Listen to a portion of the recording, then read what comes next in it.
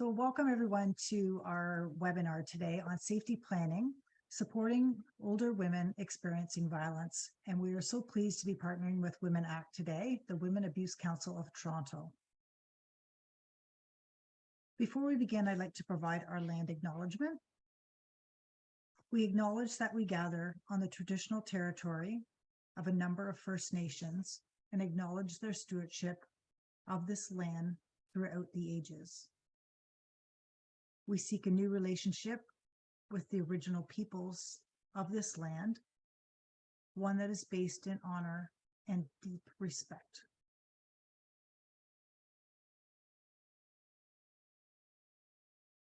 Just to go over how we are going to roll out the webinar today, I'll give you some background in terms of housekeeping items of logistics, talk a little bit about who we are as an organization if you haven't joined our presentations before. My colleague Laura Proctor will introduce our speakers, and then we will turn it over to our guests to provide their presentations.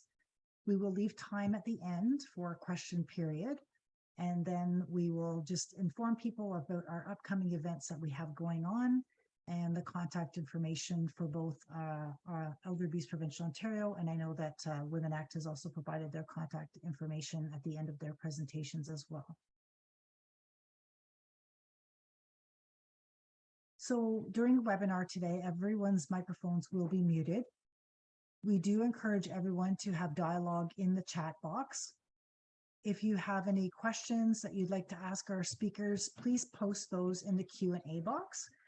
If you accidentally put it in the chat box, we'll try to make sure that we do bring it into the question box or question period. But we may also send you a reminder depending on how many questions it gets busy in the chat box. So that would be, we'll do that near the end. We'll leave about 15 minutes or so at the end, or 10-15 minutes for those questions. As you can see, we do have our ASL interpreters with us today, and they're identified on the screen. You can change the layout of your speakers on your screen by clicking the little grid box at the top and how you'd like to see the view of the speakers. Either wanting to have it side by side or just the one speaker. You can do that individually. And as I mentioned, we do have closed captioning enabled, so you can turn that on or off on your own screen. I would just like to say we do have a video that we will be showing today, and we will turn on the closed captioning for that video for people as well as the interpreter. Just as a reminder, we do have our feedback at the end of the session. We'll be sending out email, but there's also a pop-up link.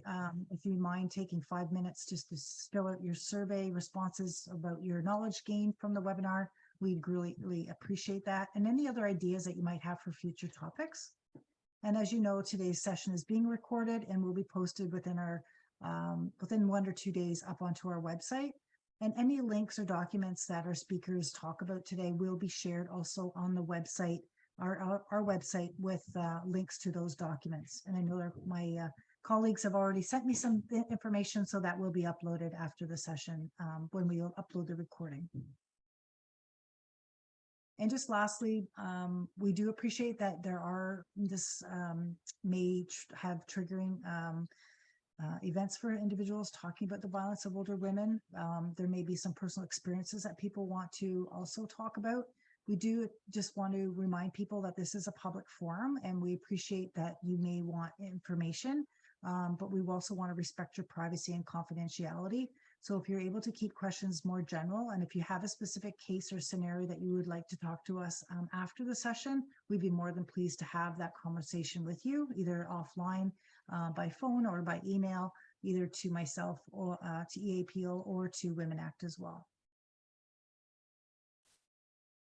So just a little bit about Elder Abuse Prevention Ontario.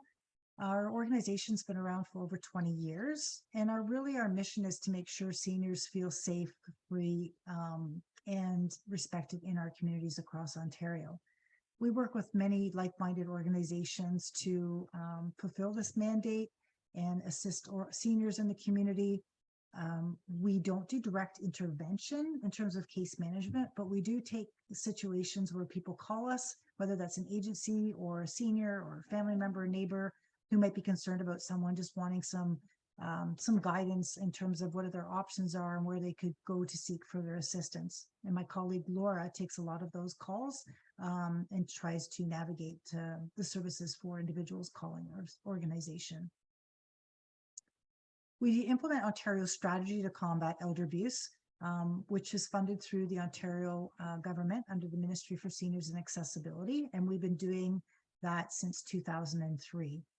And with that, we also do a lot of frontline training and elder abuse awareness activities, including World Elder Abuse Awareness Day that's coming up in June, which is Seniors Month as well. So we'll talk a little bit about some of those events that are coming up at the end of the session. So you'll hear more about that, and you can go onto our website and you see all the events and activities that are happening as well. I do want to acknowledge that last week, May 14th to the 20th, was Victims and Survivors of Crime Week. And we did hold a few educational and training sessions during that week. Today's webinar, as well as the one that we're hosting tomorrow, is part of that week. We try to, according, you can only do so much in 1 week for people's time. So we kind of extended it a little bit to make sure that we were able to host a few events for people to get educated around the importance of programs and services that are available to help victims, survivors, and those who are supporting those individuals as well. So I'm going to turn it over to my colleague to introduce our guest speakers today. Thank you. Thank you so much, Rayanne. I am thrilled to be able to introduce two very well-versed speakers. First, I'd like to introduce Jan Wang. She holds a Master's of Social Work. Prior to joining the team at WomanACT, she was supporting a whole of government initiatives on domestic and family violence in Australia. In addition to work experience in gender-based violence, Jane has worked in intergovernmental relations and on Indigenous issues. So thrilled to have you here, Jane. Next slide, Ryan. Thank you. I'm used to having control over my screen. And our next speaker this afternoon is Pramila Shempernella, who has worked in the sector around violence against women in multiple jurisdictions and multiple projects as well, including criminal justice and the legal sector, shelter services, and crisis and community services. Pramila holds her master's in criminology and criminal justice and an interest in intersectional gender-based violence research. She is currently leading projects with WomanACT on older women's experiences of gender-based violence and on intersections between employment and safety among racialized women within the Toronto area. So welcome, ladies, this afternoon, and we're so looking forward to such an important topic. So over to you two. Thank you, Laura, for that very warm welcome, and welcome to everybody. We're really happy to be here today. So we're going to be talking about safety planning with older women experiencing violence, particularly gender-based violence. But first, I just want to state that I'm speaking to you from Toronto. The land is the territory of the Huron-Wendat and Pejin First Nations, the Seneca, Anishinaabeg, Chippewa, Haudenosaunee, and the Mississaugas of the New Credit River. And I do this to reaffirm our commitment and responsibility in improving relationships between nations and to improving our own understanding of local Indigenous peoples and their cultures. And it takes a moment of reflection to acknowledge the harms of the past and to consider how we are and can each in our own way try to move forward in a spirit of reconciliation and collaboration. And I take that reflection into the themes we'll be looking at today. Now, quickly about WomanACT. We are a policy and planning body that works collaboratively to end violence against women, and we focus on coordination, research, policy, and education. And our vision is to see a world where all women are safe and have access to equal opportunities. And I'll let my colleague Jane just introduce what we'll be talking about today. Thank you. Thanks, Pramila. Thank you, Laura, for that wonderful introduction, and Rayanne. My name is Jane. So just going to do a really quick overview of what our agenda will be today. We do just wanted to kind of open up our session around safety planning and risk assessment with older survivors of gender-based violence, with a quick overview of, the prevalence, definitions, the key terms we're using, as well as the project that it sat all under, just to give you guys a sense of kind of the research activities that we did to, create these resources. And then for the second half, we will, of course, focus on safety planning with older survivors who are women.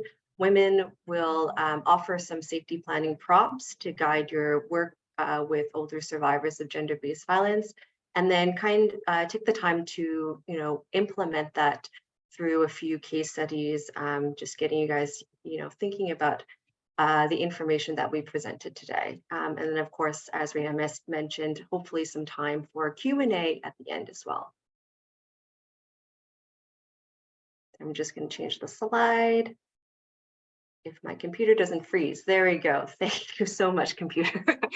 So as I mentioned, this project that we're sharing with you today is the Aging, Gender, Equality, and Safety, or AGES project. And so AGES was a project that we started a couple of years ago to bring together key stakeholders, including women who are 55 and older, alongside community agencies. And we wanted to raise awareness of gender-based violence within community agencies, but also amongst diverse populations of older women, and build the capacity of community agencies to respond to violence against older women. So you'll see if you go to our website that we have a number of resources that are available. And as Rayanne mentioned, we'll make these available as well at the end of the webinar. But we do have publications, including a community-based research report where we interviewed senior immigrant women, specifically around economic abuse. And we will be sharing some of those findings today as part of our presentation. We have 2 e-learning modules that are free as well, and they're online on our website. And you can do one that is specifically on violence against older women, just kind of some information, but today we will be focusing on safety planning. So we will be providing that certificate to demonstrate that you have undertaken the e-learning, and then some shareable infographics that are just really great synthesis of all the research that's out there. So I'll turn it over to Pramila to do some polls around prevalence of violence against older women. Thank you, Jane. Yeah, so I know it's right after lunch, so we'll kind of start us off with a few exercises on the prevalence of violence against older women, particularly gender-based violence. So I think the first poll will be coming up soon on how many victims of violence in Canada are over 65 years old. So I have a few choices there, and I'll give you just a minute to fill that in.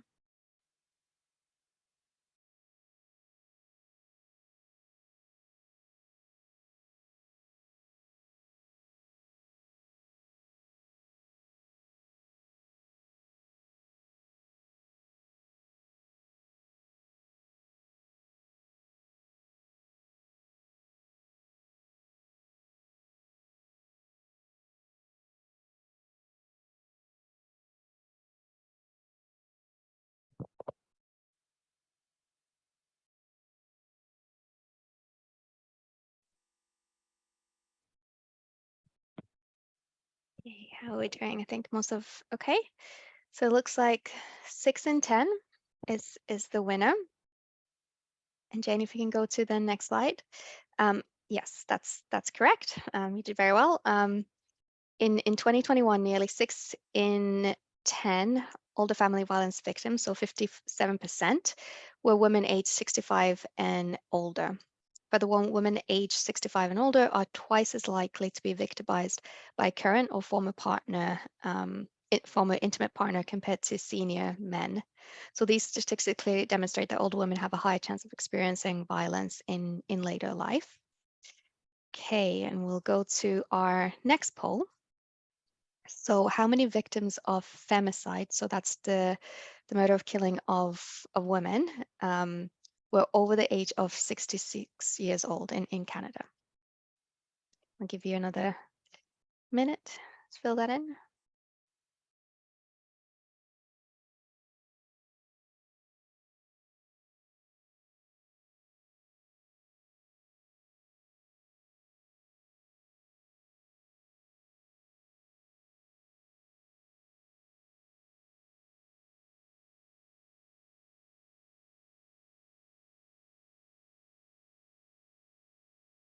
Okay, seems like everybody's voted. So it looks like 1 in 3 is correct. You guys know your stuff. So yes, nationally, 1 in 3 of all women and girls killed by violence in Canada during the period of 2018 to 2020 were age 65 and over. In Ontario, the rate of femicide of victims aged 55 and over, so 36%, was 12% higher than the rate of femicide of women aged between 35 and 54, and 13.8% higher than the rate of femicide of women aged 18 to 35. And relative to their portion of the Canadian population, older women are overrepresented as femicide victims in Canada. And we unfortunately don't have enough data that shows the prevalence of violence for older survivors from gender diverse populations who identify as LGBTQI2+, Indigenous and racialized groups, but we can infer from other gender-based violence research that clearly indicate that marginalized survivors are at higher risk of being victimized.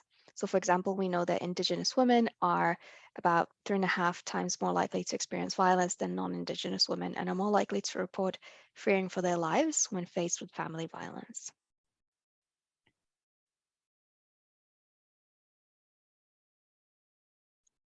Thanks, Pramila. I just want to, go over some kind of background and the prevalence, or not the prevalence, just some background to note that when we speak of violence against older women, we really just, we want to make sure that we're highlighting this intersection of age and gender, also known as gendered ageism. And we want to note that that intersection, as we learned from our survivors, but from the literature, is what shapes the risk of violence. It shapes the experiences of violence. It shapes the capacity for older women to seek help. And so we really want to note that we are using this term violence against older women intentionally to kind of bring both the gender lens back to elder abuse, to really focus that, as we saw in the statistics, there are gender differences and a higher risk of victimization for older women, and then also to bring the age aspect back into the conversation of violence against women, and to share and our findings today of how that age and gender really impacts different ways of risk of violence. I also am just going to note here that when we use older women in today's presentation, and in most of the work WomanACT does, we're referring to women who are 55 years and older. And that's because a lot of the eligibility for senior programs in Ontario have 55 as the eligibility age.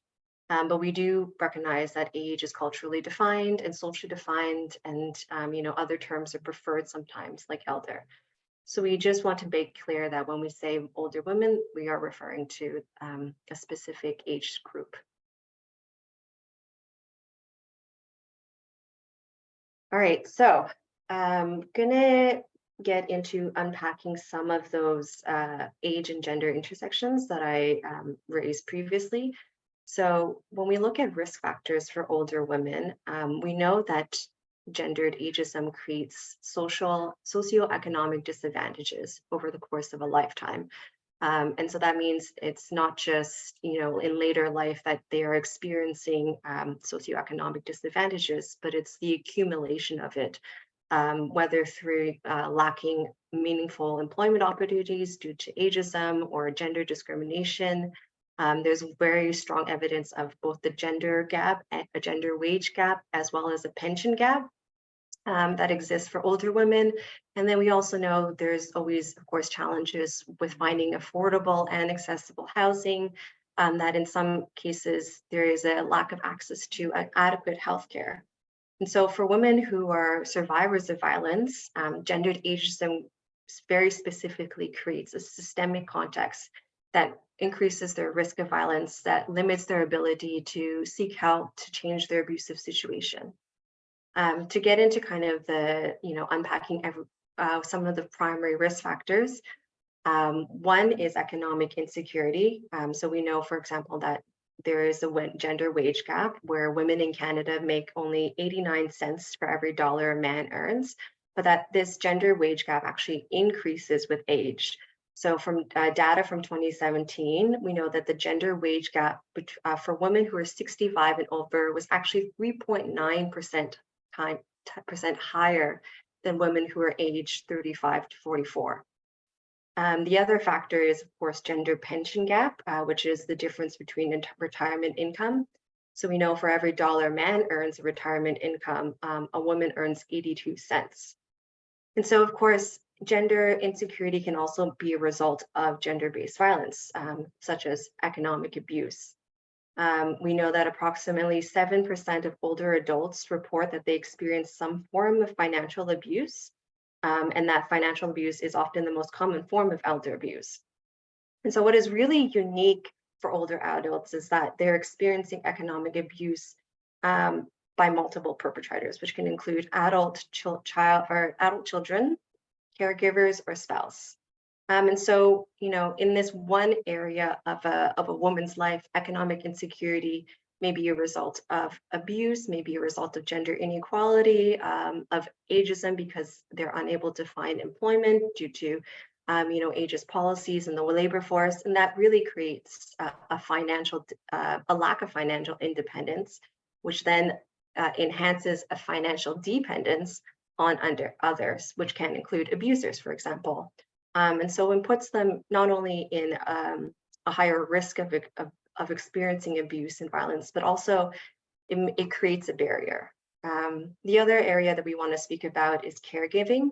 So this can, of course, refer to requiring care. You may be required care, due to health issues, for example, requiring or mobility issues, requiring support with cooking, cleaning. But also we want to note that intimate partner violence survivors often have long-term negative health impacts as a result of the abuse. So this puts them in the position where, because of the abuse, they require care, which also increases the risk that they will stay within an abusive situation. The other point I want to note here is this notion of accelerated aging, and it's kind of a new research topic, but it really does highlight this link between age and gender-based violence, where survivors of gender-based violence, as they age, sort of those neurological changes actually become even more amplified. So they experience, changes to memory, changes to attention at a much earlier life stage. And so it really just demonstrates how important it is for practitioners to have not just a trauma-informed practice when working with older survivors of gender-based violence, but also an age-friendly practice. And then the final point about caregiving is that, interestingly, a lot of survivors actually shared how they at times feel like, as caregivers of dependents, they are obligated to stay in an abusive situation. And Pramila will kind of share a bit more what we heard from senior immigrant women around how that impacted their lives. So again, I'm going to quickly move on to ageism. So for those who don't know, ageism refers to any differential treatment based on age that creates a barrier or denies a benefit.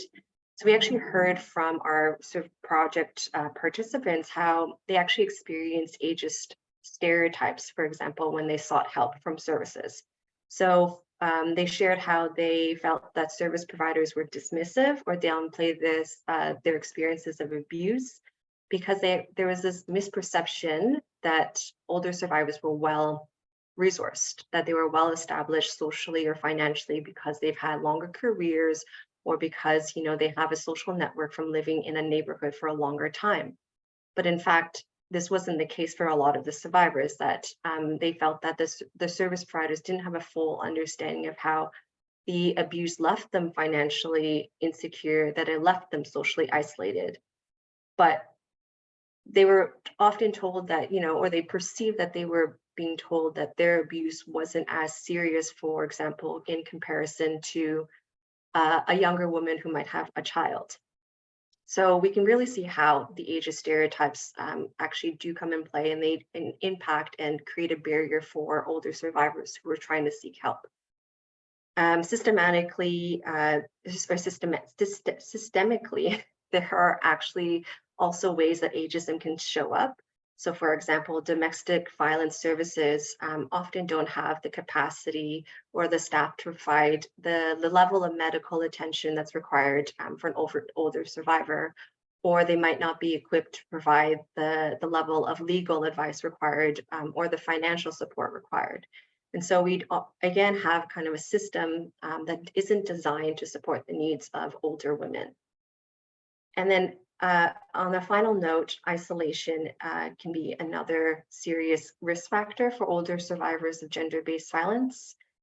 So we know that social networks for older women can decrease over the course of their lifetime for a number of reasons. For example, moving away or retirement. But we also know that social isolation is a result of abuse itself, that we've heard from survivors. Perpetrators would make threats towards their friends, that would make threats towards their colleagues, or they would actually actively prevent them from finding work. And so they're not able to gain that kind of independence, that social build that social network that can actually support them. And I'll turn it over to Pramila to talk a little bit more about the perspective of senior immigrant women. Thank you. Yeah, so I just kind of wanted to make an important point that all of those risk factors that Jane explained can be experienced differently due to other intersecting identities, such as race and ethnicity. So for example, because of the impact of lifetime economic structural inequality for Black and racialized women, or because of immigration status or disability, and because of sexual orientation or gender identity, such as isolation and lack of welcoming services. Particularly for older immigrant women, our study showed that their experiences of economic abuse, they experience economic abuse very differently. So we found that their economic security and social dependence was increased due to isolation created by the immigration experience. So that might have just been because they had to leave all their support network when moving here, or because of barriers to services, because of language, lack of knowledge of systems as well, such as how services work and what services are available. And also these might be very different from their country of origin. Immigration structures can also create further dependencies and risk of exploitation for domestic or childcare. So if grandparents are being used for childcare, and this is because there's a 20-year sponsorship undertaking for anybody sponsoring a parent or a grandparent, which can be used against them to kind of say they can't go and get outside help. And there's also specific rules on pensions as well, people coming in. So it kind of creates some economic dependencies. And also just to note that what we found in our study was that economic abuse was defined differently in different cultural contexts. So this kind of underpins the need to understand these risk factors in a way that incorporates multiple intersecting identities to be able to properly safety plan for a woman at risk. And I'll hand it over to you, Jane. I think you have a video for us. Yes, thank you. So before we get into how to actually support older survivors with some of our safety planning prompts, we just want to give a really quick introduction to what a trauma-informed and age-friendly approach to safety planning would look like. So this video comes from the National Clearinghouse on Abuse in Later Life in the US. And I think it does a really great, succinct job at explaining what that approach might look like. Just go ahead and play it.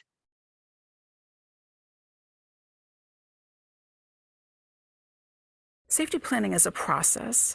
A safety plan is a description of what a survivor can do based on the current situations, the current circumstances they find themselves, tools that they can use to increase their safety. But safety plans also need to be flexible enough so that when an abusive partner's tactics change, that the plan itself changes. So that's another, just the reality of the safety planning process, I think calls to us to be very respectful of the role that a survivor needs to play in that process. And for us not to, again, swoop in and protect well-intentioned, but in ways that actually could increase the danger that that survivor is experiencing.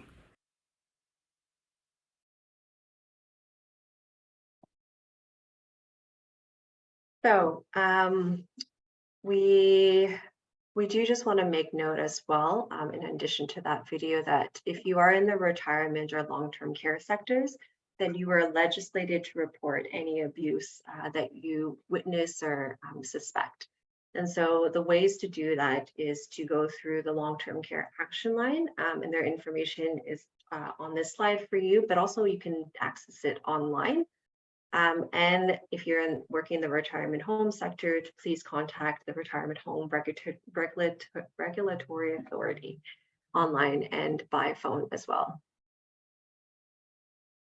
Without further ado, we'll get into some safety planning prompts. Again, note just to remind all that this is going to be a little bit more interactive, so don't feel shy to add stuff in the comments. And as well as to use some of the polls that we will be posting in a second.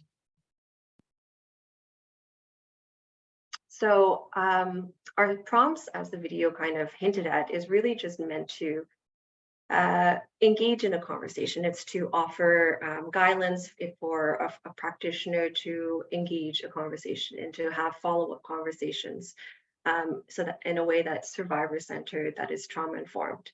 And we felt that, of course, across any kind of safety planning process, the first step is to broach that topic, is to work with them in sort of assessing how they might want to work with you to build or develop a safety plan. And so some kind of questions that we offer are, what would be helpful for me to know to work effectively together? What kind of triggers you may have, certain topics or smells? Is there a specific physical environment that would feel safer? And then also, recognizing that if there is currently no appetite, that they may say, no, I don't need a safety plan, that's just a start of a conversation, just letting them know that you are here for follow-up, that you are here to always listen, or to provide referrals to other really great resources like the Senior Safety Line. And so again, just acknowledge or recognizing and signaling to the survivor that this is a collaborative process.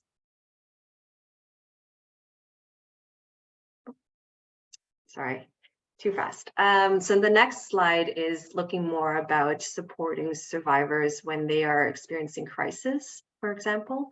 So working with them to, and not just crisis actually, to work, even if they, experience a change in the abusive situation, but really working with them to identify what their key needs are, and how you could help them develop a stronger support network. That could be trusted individuals within their, social networks in terms of a friend, a family member, or it could be, you as a trusted practitioner or other professionals. But so again, these kind of set of questions are really designed to ask them, what do you need help with? What are those kind of immediate concrete needs to help you feel safe or help you feel supported? And then who you can go to access those needs and those supports. This is where we get a little bit more into planning for a crisis.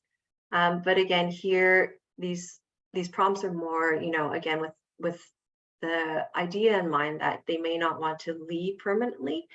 They may want to leave temporarily, but again, it's just important for them to know their options, and know what to do in those cases.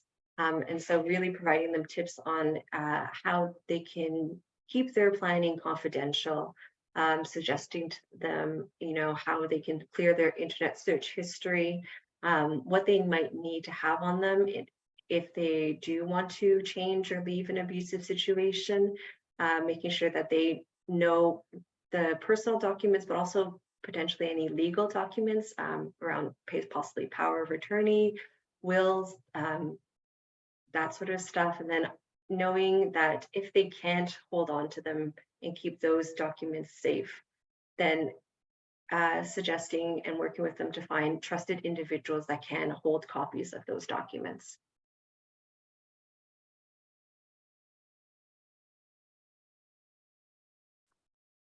So the next set of prompts really are going to focus on supporting older survivors who may have health or mobility issues. And again, this is something that when we worked with our survivors, they felt it was so key to highlight because for them, there was some that said that if their walker was destroyed, then of course they wouldn't be able to feel safe and they wouldn't be able to leave the situation or change or find a safer space. And so again, highlighting kind of what sort of safety considerations need to be taken in place if the older survivor has mobility or health needs.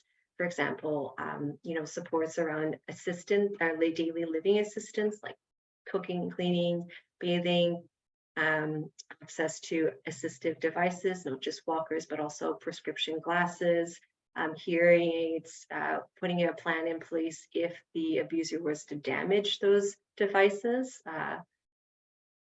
creating safety planning around physical barriers, such as ensuring that floor spaces are safe, that there are hand railings for staircases. Also supporting them to access public transportation. So this could be Wheel-Trans, but it could also just come through a trusted individual, someone who is able to drive them to and from medical appointments or other important appointments. And then also ensuring that they have a list of key health conditions, medications, professionals that are providing that healthcare so that, if they were to need to leave a situation, that they are able to articulate all of that in kind of a moment of need, of immediacy. And then, of course, there's the physical health and mobility aspect, but of course, health includes mental health. And so these prompts are really focusing on and kind of getting some supports in place for mental well-being. So asking them and connecting to them with counseling or group supports, also supporting them with connecting with social or recreational communities and agencies.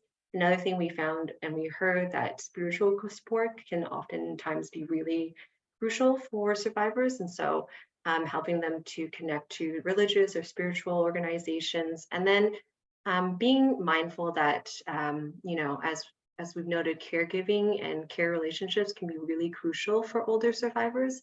And so working with them to explore the idea of, well, if they want to maintain a relationship with their adult children, adult grandchildren, how can they do that? How can they do that in a way that's safe for them? So I'll let Pramila take over the next bit, which will be the more interactive case study bit. Thank you, Jane. Thanks for that explanation. So yeah, we have a case study for you on the screen, and then we'll follow up with some polls in terms of identifying safety considerations. So in this case, Anna. So as a personal support worker, you noticed Anna's partner, who's also her carer, is being verbally abusive and controlling towards her. She tells you his treatment upsets her, but that she loves him and does not want to lose him as her carer. She wishes to continue her relationship as it is. Anna's only child lives out of the province and she has limited social interactions with others. So there's going to be a poll coming up asking what are the main considerations for safety to discuss with Anna, and you can choose as many as you think are relevant. I'll give you a minute or two to do that.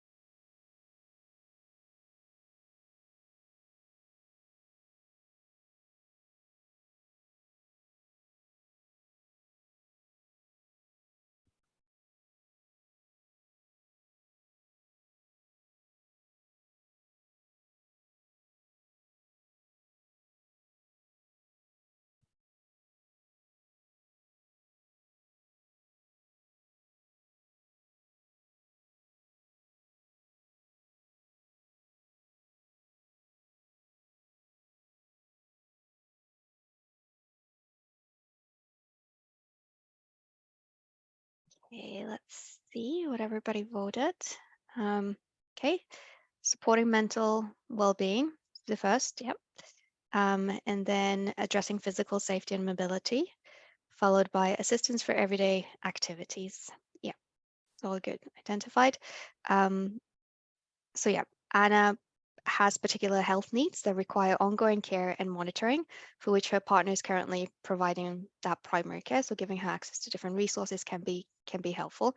And your conversations with Anna will need to explore supports for daily assistance, such as cooking, bathing, that she's able to make all her medical appointments and pick up prescriptions. So transportation assistance, scheduling appointments, so she doesn't suffer health consequences due to neglect or the controlling behaviors. It's also important to explore the physical or mobility barriers to prevent her access to safe spaces or exits in her home. So, for example, access to exit with a walker, trip or fall hazards like stairs without railings, cluttered floor places. It may be that Anna needs a personal support worker who can ensure that these areas are cleared. Due to the emotional abuse and social isolation that Anna is experiencing, you may want to explore some mental health supports for her as well.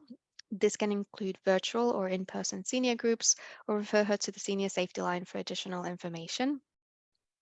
And it doesn't appear that Anna presently has any substance use or addiction issues, but practitioners should monitor in case these become coping strategies for the abuse or for the physical pain. And just keep that conversation open, follow up, and document other ways that Anna may be experiencing violence. For example, taking away or breaking her assistance devices or medications as a form of control. And each conversation is an opportunity to explore together how Anna can feel more safe in different situations. Okay, great. And I'll pass it on to Jane to explore a bit more safety prompts. Thank you, Pramila. Yes, these next set of safety prompts are much more focused on the financial and legal aspects.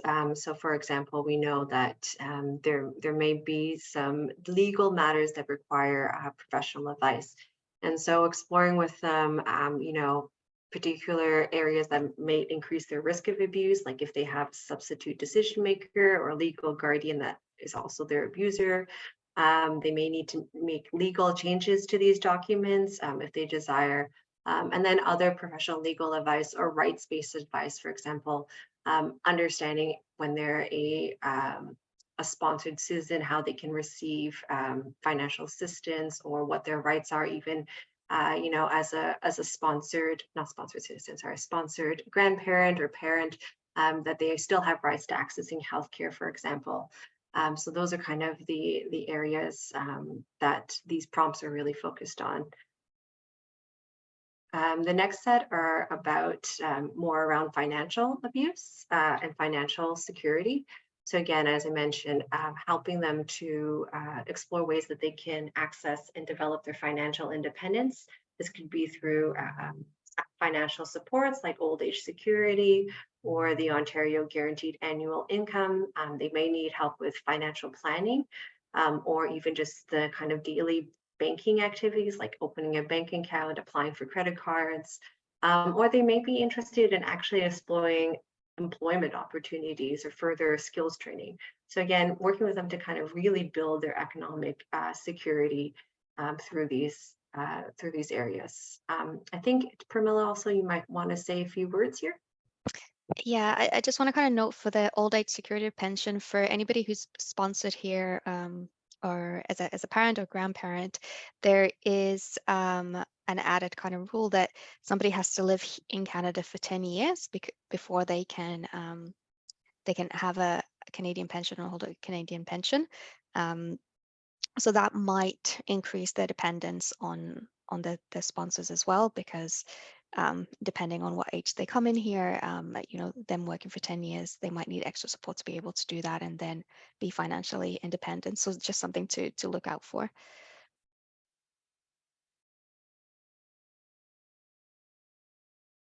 That leads us to our last case study, so of Rosa. So Rosa, in this case study, Rosa is a regular participant in your Spanish-speaking seniors group. She's a social butterfly and is physically in good health. Rosa is sponsored by her daughter and son-in-law to provide additional childcare and domestic help. When you ask Rosa how she is adjusting to Canada, she says that she misses the independence she had back in her home country. She tells you that her son-in-law doesn't give her any money because he likes to be in charge of the household's financial decision making. Due to her commitments to provide childcare, Rosa says that she doesn't have much time for herself. What, in this case, are the main considerations to Rosa's safety? You'll have another poll coming up again. Yeah. So just pick any that you think apply.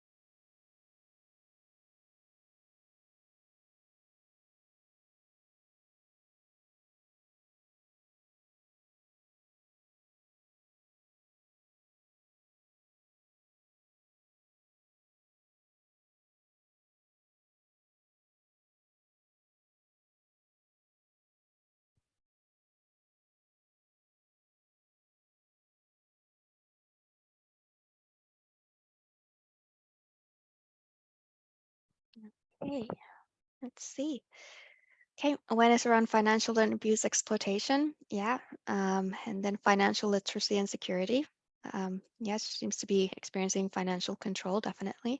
Access to legal advice and documents, assistance with everyday activities, and mobility supports.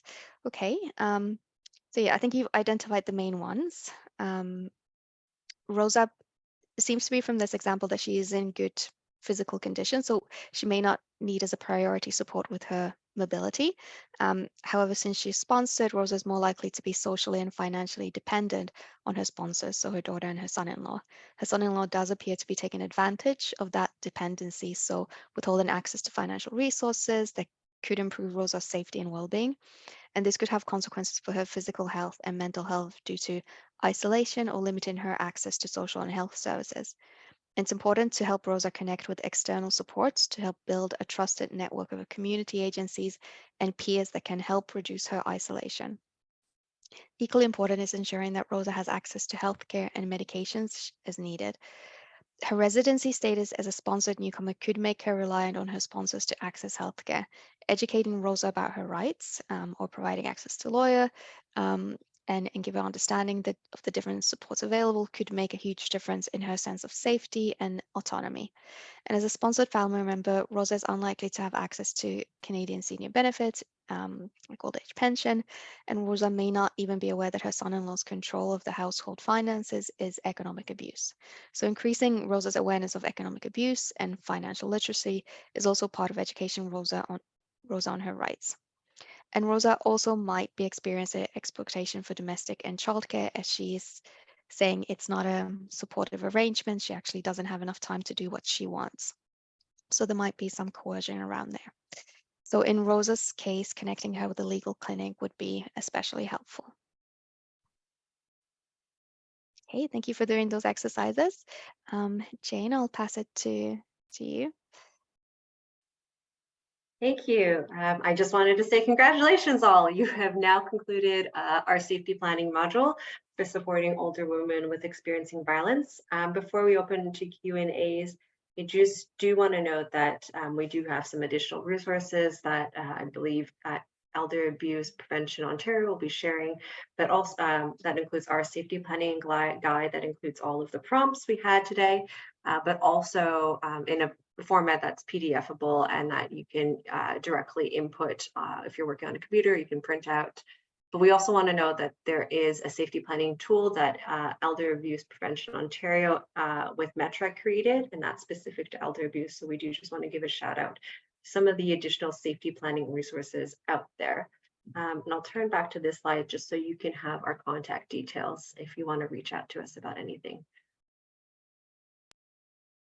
Wonderful. Thank you so much, Pramila and Jane, for such a practical and comprehensive session on safety planning. So we have a couple questions I'm hoping we could get to. So the first one, I think any one of us that's developed a safety plan for an older woman has definitely hit this, this barrier.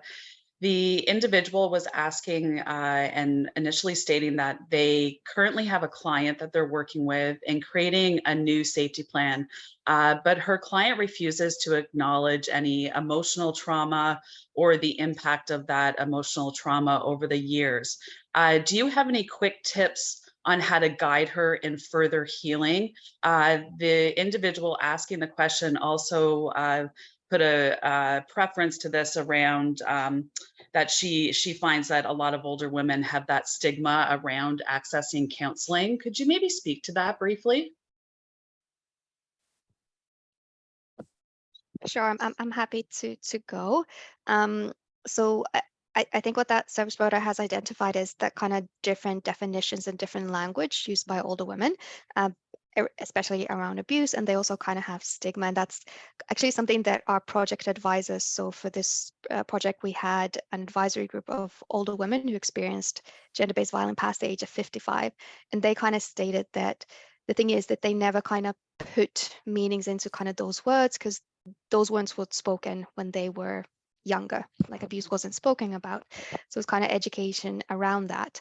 But there was also a lot of stigma as well. So something that I've kind of done previously is use the language that they're using.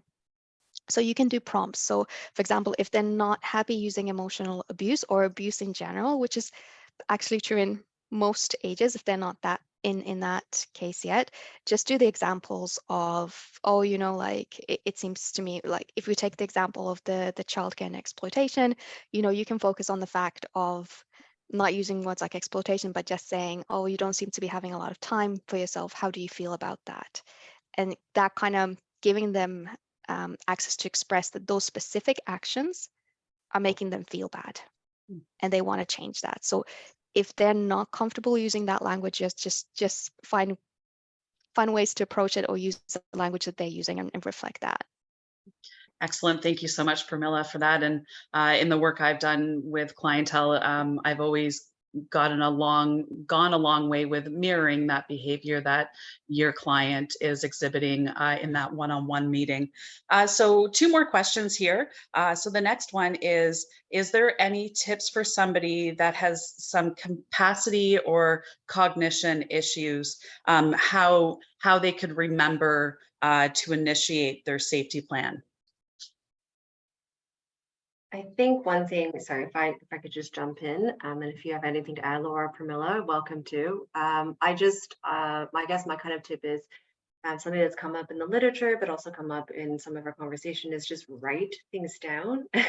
Sometimes there seems to be, you know, if you have an actual physical prompt there, that really helps to just jog the memory. And then again, it could be just that constant follow-up as a practitioner, because, you know, they just, it's for them, it's affirming to hear that a practitioner cares about them so much, that they really care about their safety, but also it does, again, help them, help prompt them to remember, oh, these are kind of actions I need to take.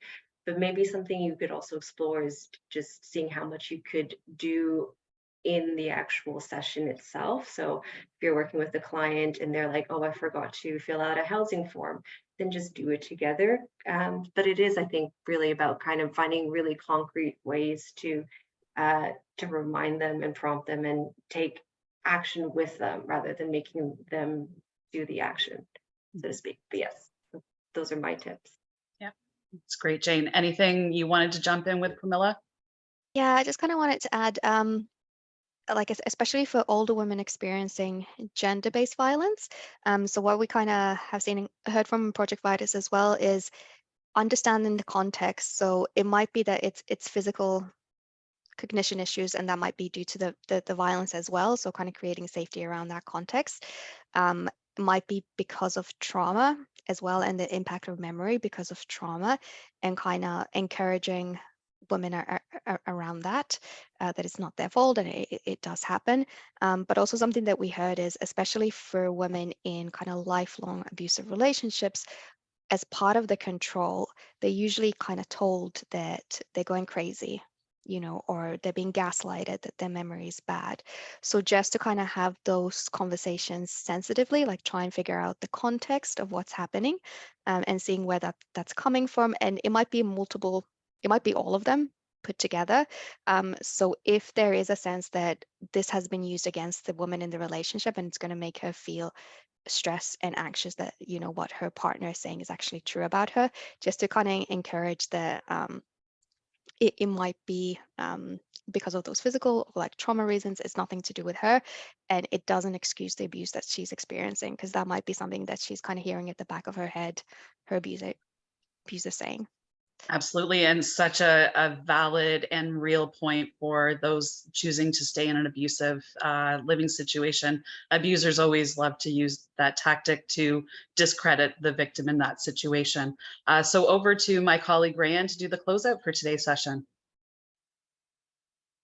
Great. Thank you both for such an informative presentation. I like the case studies, try to keep the interaction and just everyone's knowledge base is, we all learn something new as we go through that. And so I think the case studies are a really good example of just seeing where people are at and learning more as we go on in terms of the resources that you have, as well as, people's ability to take this and apply it in their workplace or in their own practical life if they know someone that might be in that kind of situation. I do want to just end on, share my screen, sorry. Just on some upcoming events that we have. So kind of building on some of the work as, just in some of the cases that Laura just mentioned and just some of the information that you presented, sometimes the work that we do as frontline providers can, take a toll on people's personal, health and well-being, and how we can work together to support each other and using a trauma-informed approach to the work that we do, and also to helping ourselves. So we do have a presentation tomorrow called Strategies for Personal and Collective Care in Challenging Times, and that should say Thursday, not Tuesday. So it is tomorrow from 1 to 2:30, and you can find that information on our website, and so you can attend. We have a big educational event coming up on Thursday, June 15th, from 1 to 2:30 Eastern Standard Time. We have a national forum with international speakers that will be attending. It'll be a fireside chat with, I don't know if I don't have the picture. So we have Bob Ray, who's attending, who's a representative to the UN. He's a Canadian representative. There's a whole number of speakers that are there. You can look at our website on the front page. You can go to the link and it has a listing. It'll take you right to our resources page, and we have lots of tools. We encourage people to stand up for the rights of older adults, similar to what we're talking about here. Today, talking about older women's rights being taken away and being violated in different ways, whether that's financially in terms of financial abuse or emotional abuse, how we can support people, but how we as a collective in our organizations and our individuals each take a role in combating and preventing abuse and standing up for the rights of older persons. So hopefully you'll be able to join us. We have resources, as Pramila indicated. We have a safety planning toolkit on our website. We are updating that as well to give it a new look and feel, as well as some content. The old one is there now, but this will be up shortly. We have a listing of resources, lots of flyers and information that you can download under our fact sheets and tools. Again, we just a reminder that we do appreciate your feedback in terms of evaluation. At the end of this, there'll be a little pop-up question just asking for people's comments. We'd really appreciate you taking the time to do that. And lastly, just our contact information. You can find our information on the website, our emails. These are our first initial last names. Oh, I forgot Laura's in there. And so Laura B. L. Proctor at eapon.ca. So you can find all that information on our website under staff. And we thank you, and we thank our guests and our ASL interpreters for all joining us today. We hope you'll be able to join us tomorrow. And I will be putting up the links that Pramila shared in the chat box, and as well as with myself. And we will get probably the certificates out to you next week. And if you have any issues or questions, please let us know. We'd be glad to assist you. So thank you again, both Jane and Pramila, and for everybody attending today. Thank you. Thank Thanks, you. everybody. Thanks, Thanks, everyone. ladies.